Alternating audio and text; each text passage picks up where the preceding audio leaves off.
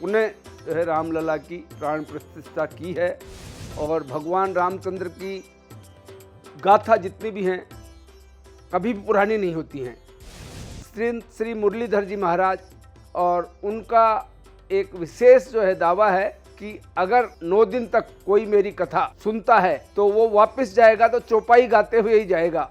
नमस्कार, मैं मुकेश सैनी। और दोस्तों, आज पूरे भारत के अंदर एक नया ही उत्साह देखने को मिल रहा है, क्योंकि 500 साल के तप के बाद में, प्रतीक्षा के बाद में अब भारत के अंदर रामलला विराजमान हो रहे हैं। भव्य मंदिर बन चुका है और इस मंदिर के बनने की खुशी में पूरे देश में उत्साह का माहौल है। हैदराबाद के अंदर भी कुछ ऐसा ही है और भाग्यनगर के अंदर यहाँ पर इसको लेकर के बड़ी तैयारियां हो रही हैं। इसके बाद में कंटिन्यूस टेम्पो बना हुआ है और इसी दौरान यहाँ पर हो रही है एक भव्य श्री राम कथा का आयोजन। और उसको लेकर के तुलसीराम जी बंसल हमारे साथ में मौजूद हैं, जो इस पूरे कार्यक्रम के संयोजक हैं। क्या कुछ होने वाला है और क्या बड़ा लेवल पे यहाँ पे मामला है, वो हम जानने की कोशिश करेंगे।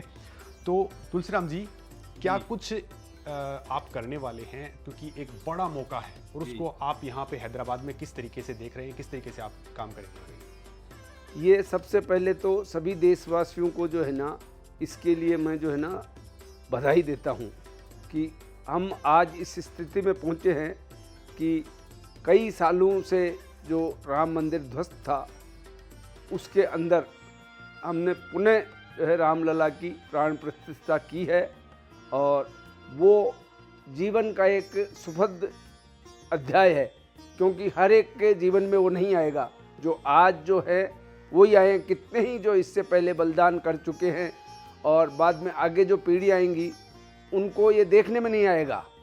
और ये हम जो पीढ़ी है ये इसकी साक्षी है, अपने आप को बहुत सौभाग्यशाली मानते हैं और प्रभु की कृपा है हमारे ऊपर कि हमको ये सब सौभाग्य मिल रहा है। और इसी खुशी में भाग्यनगर में हम एक भव्य राम कथा का आयोजन 22 अप्रैल से और 30 अप्रैल तक करने जा रहे हैं। तो ये कार्यक्रम भी काफ़ी बड़े लेवल पे होने वाला है, तो इसकी क्या कुछ प्लानिंग्स चल रही हैं, कहाँ पे और किस लेवल पे आप इसको आयोजित करेंगे?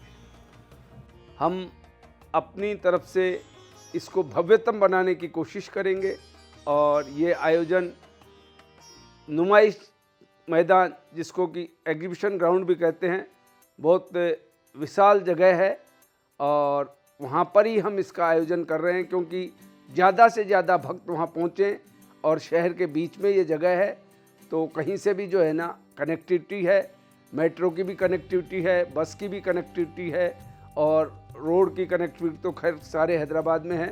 तो शहर के बीच में कनेक्टिविटी के स्थान पे और बहुत बड़ा विशाल ग्राउंड है, वहाँ पे हम इसको कर रहे हैं।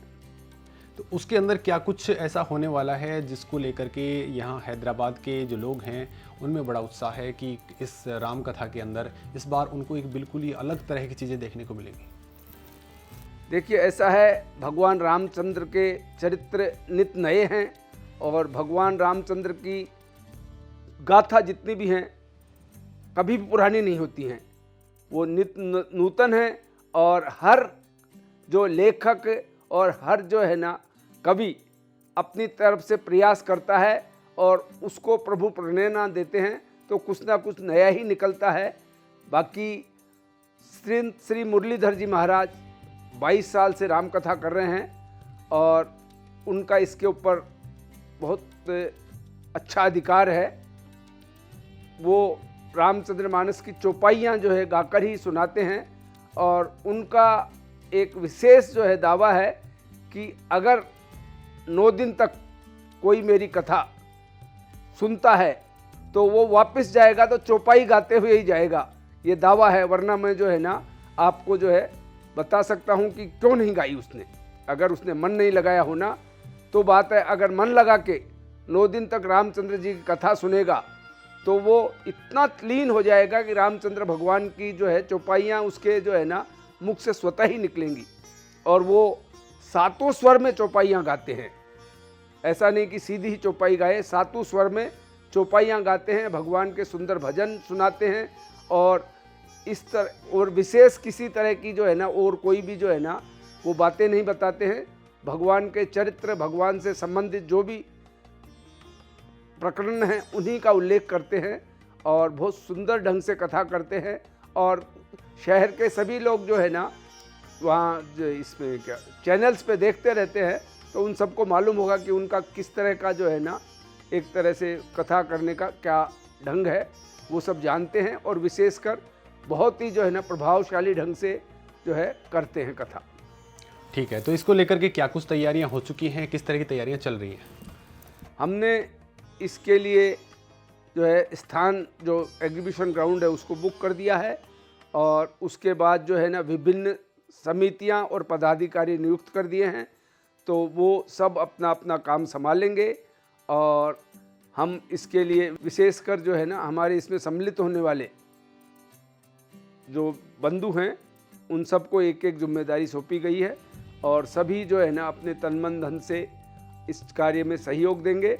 और सबसे बड़ी बात यह है कि ये गौशाला के बैनर के नीचे काम हो रहा है, इसीलिए जो है ना धर्म और जो है इसके साथ ही जो है ना आपका कर्म, क्योंकि गौशाला का जो है ना गौ सेवा करना एक कर्म है मनुष्य का, तो वो धर्म के और कर्म के दोनों ही जो है कार्यों में सब जुट गए हैं। बहुत बहुत धन्यवाद। तो आप देख सकते हैं कि किस लेवल का उत्साह यहाँ पर देखने को मिल रहा है और ये आयोजन अपने आप में बेहद खास होने वाला है, क्योंकि ये उस गौशाला से जुड़ा हुआ कार्यक्रम है जो प्राकृतिक तौर पर बहुत समृद्ध है। ऐसी गौशाला है जिसके लिए अगर आप एक बार वहाँ विजिट करते हैं तो आपका मन वहाँ पे रम जाएगा, क्योंकि बिल्कुल प्राकृतिक प्लेस है, पास में तालाब है, प्राकृतिक जगह है और जाते ही आप हर किसी का मन उस जंगल जैसे इलाके के अंदर रम जाता है। उस गौशाला का ये आयोजन है जिसको लेकर के उनके जो आयोजक हैं उनमें भी बड़ा उत्साह है। साथ ही हैदराबाद की जनता भी देखना चाहेगी कि यहाँ पर एक ऐसा आयोजन होगा जिसमें उनकी गैदरिंग बहुत विशाल होने वाली है। नमस्कार।